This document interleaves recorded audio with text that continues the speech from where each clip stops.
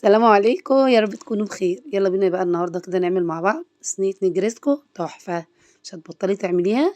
وكمان هنعمل بشاميل بتاعها مظبوط جدا جدا كده، حاجة كده تشرف على سفرتك. صلي على النبي وتعالي نشوف المقادير. عندي كده نص كيلو من صدور الفراخ، وعندي معاه كمان بصلاية كبيرة أو اتنين متوسطين، مش أكتر من كده. وهنفرمهم مع بعض في الكبة كده فرم خاشن. أنا مش عايزاها تكون ناعمة قوي معايا، عشان قطع الفراخ تكون باينة معاكي في المكرونة.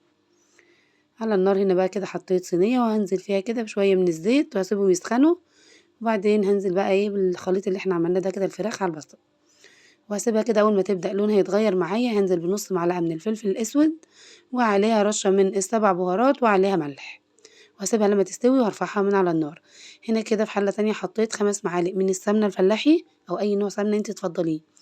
عليهم كده 8 معالق من الطحين. واسيبه كده لغاية ما يخرج بس الرطوبة اللي موجودة فيه وتطلع معاكي، تبدأ تطلع معاكي ريحة الطحين.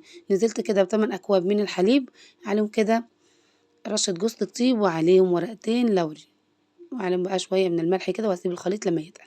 تعالوا بقى نجيب الصينية بتاعتنا ونقفلها. عندي هنا كده دول نص كيلو مكرونة أو 500 جرام من المكرونة، سلقناها على النار لمدة 5 دقايق وبنصفيها ومش بنغسلها. هجيبها على طول بقى كده اشتغل بيها. خدت نص الكمية بتاعة البشاميل وهبدأ أقلب بيه المكرونة كده.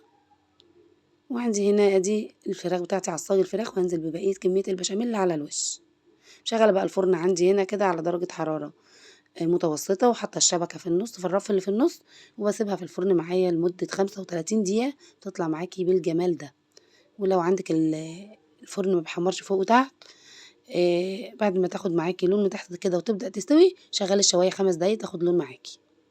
بس بتطلع معاكي بالجمال ده. احنا كان الفطار خلاص بقى وانا مضطرة اغرف، لكن لو سبتيها شوية تطلع معاكي قطع كده متماسكة، تكون حلوة قوي والبشاميل بتاعها خفيف وجميلة جدا.